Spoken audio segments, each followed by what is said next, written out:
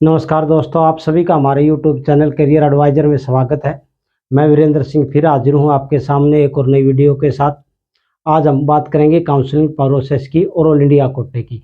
जैसे कि स्टेट कोटे की हमने पीछे वीडियो बनाई थी, अब ये ऑल इंडिया कोटे के प्रोसेस के बारे में है कि किस प्रकार प्रोसेस होता है, क्या क्या टर्म कंडीशन रहती हैं।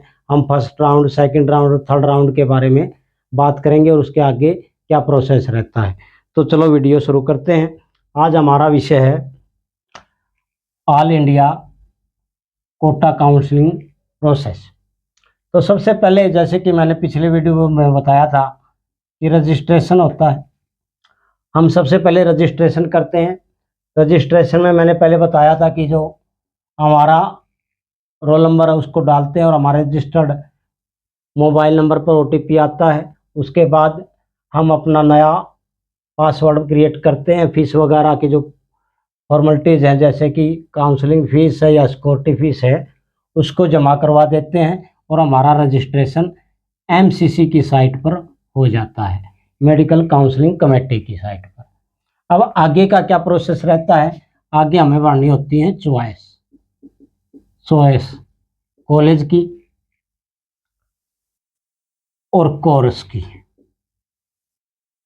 कोर्स और कॉलेज में क्या फ़र्क है?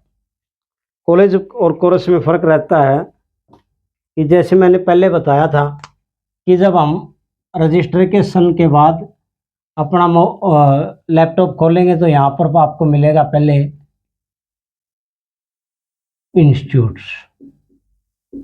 इंस्टीट्यूट्स में क्या होगा? एम्स होंगे, जिपमर होंगे, डीम्ड यूनिवर्सिटीज़ होंगी, स्टेट कॉलेज होंगे, गवर्नमेंट स्टेट कॉलेज होंगे, प्राइवेट मेडिकल कॉलेज होंगे। तो इस प्रकार की ये पूरी लिस्ट होगी। आप जिसमें पार्टिसिपेट करना चाहते हैं उनको क्लिक करते जाएंगे। और एक इसमें होता है AFMC, armed force medical college, जो पुणे में है। अगर आपको यहाँ पर यस कर देते हैं तो आप उसके लिए अप्लाई होगे, जो कट ऑफ होगी उसमें आपको भी कंसिडर किया जाएगा। उसके बाद यहाँ पर अगला आता है कोर्स में BDS, MBBS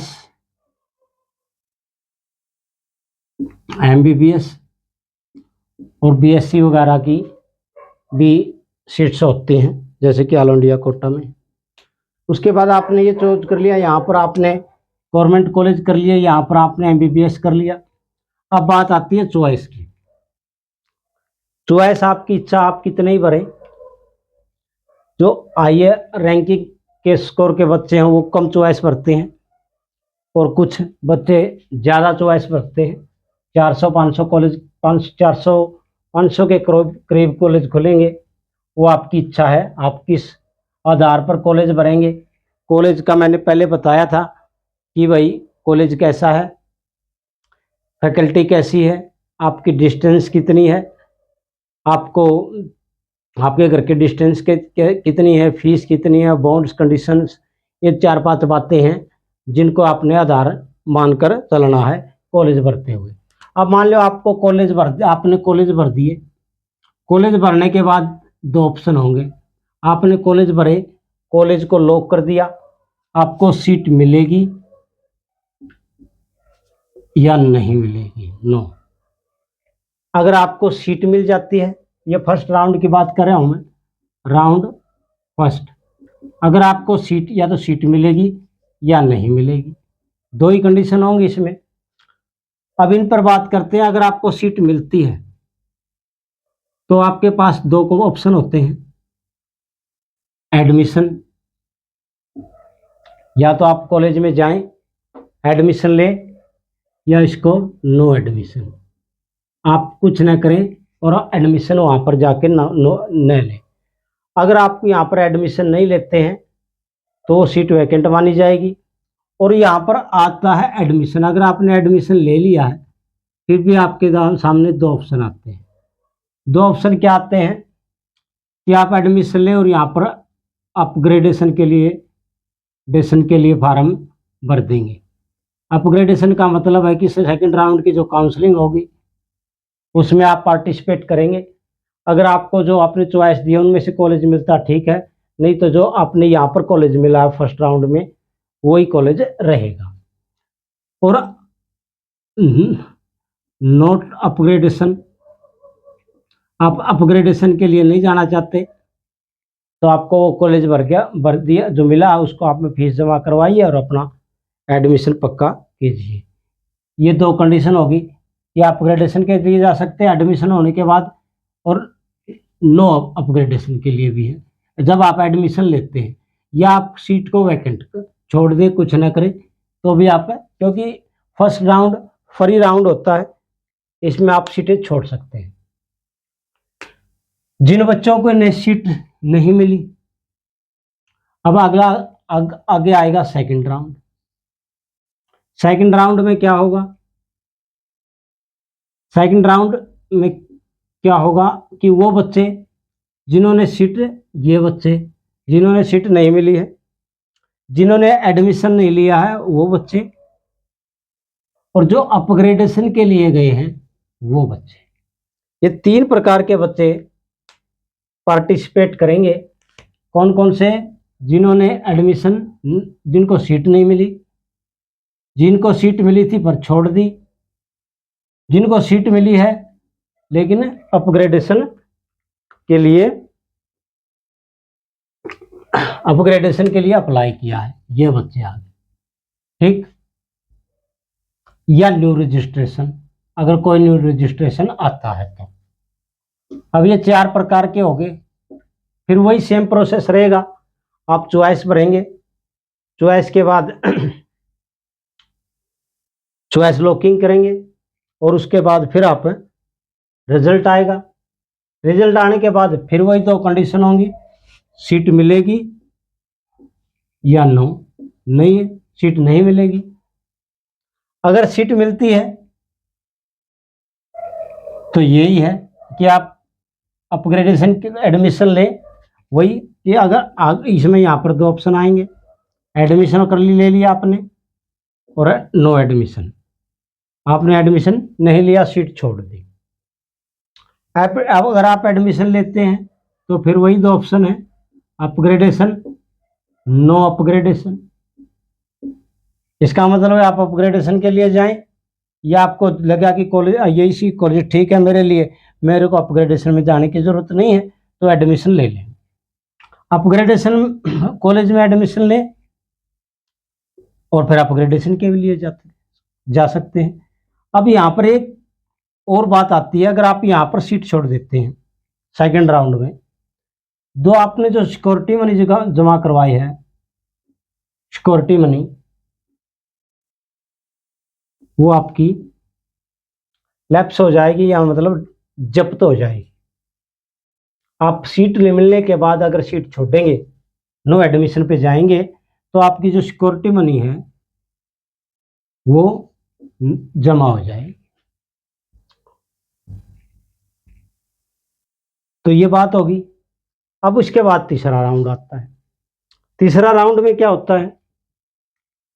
दो तीन चीजें तीसरे राउंड में भी ठीक है, समझने के लायक है। क्या क्या? तीसरे राउंड में कौन कौन बच्चे आएंगे?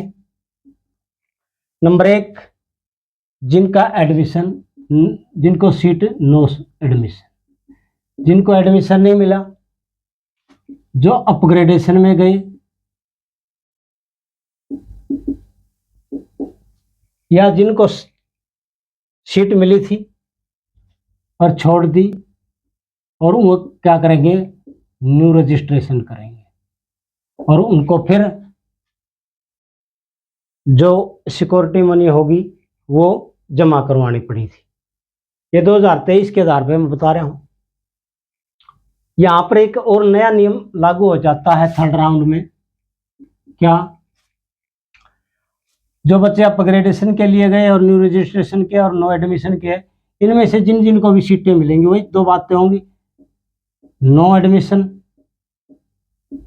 या नो सीट, या सीट आपको मिल गई है। अगर आपको थर्ड राउंड में, पिछली बार ये नियम था कि अगर आपको थर्ड राउंड में सीट मिल जाती है तो फिर आप इसको छोड़ नहीं सकते। और अगर आप छोड़ देंगे तो आप काउंसलिंग से बाहर हो जाएंगे, यानी कि इसमें अपग्रेडेशन नहीं था। थर्ड राउंड के बाद कोई अपग्रेडेशन नहीं था।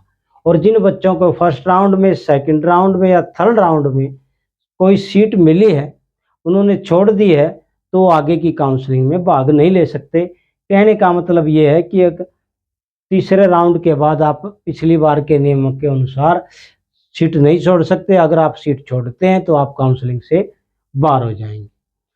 आगे वो बच्चे एडमिशन लेंगे। अगले पार्टिसिपेट जो मॉप अप राउंड आएगा उसमें वो बच्चे पार्टिसिपेट करेंगे जिनको कोई सीट नहीं मिली है या न्यू रजिस्ट्रेशन है। न्यू रजिस्ट्रेशन, बाकी की सीटों पर ये दो ही बच्चे आएंगे। न्यू रजिस्ट्रेशन में वो बच्चे हैं जिनको सीट अलॉट नहीं हुई है। कुछ को बच्चा रह जाता है, तो वैसे तो सभी आ जाते हैं। अगर कोई बच्चा रह जाता है तो वो यहाँ पर भी, पिछले बार ये था कि वो राउंड में वो न्यू रजिस्ट्रेशन कर सकता है। अगर जो और वो बच्चे, उनको रजिस्ट्रेशन करने की जरूरत नहीं होती। जिनको सीट मिली है उनको आगे किसी राउंड में न्यू रजिस्ट्रेशन करने की जरूरत नहीं पड़ती जब तक आपको सीट नहीं मिलती। जहाँ पर आपको सीट मिली फर्स्ट राउंड के बाद और आपने सीट छोड़ दी, तो आपको अगले राउंड के लिए न्यू रजिस्ट्रेशन और सिक्योरिटी फीस जमा करवानी पड़ेगी। तो ये मोटी मोटी बातें थी।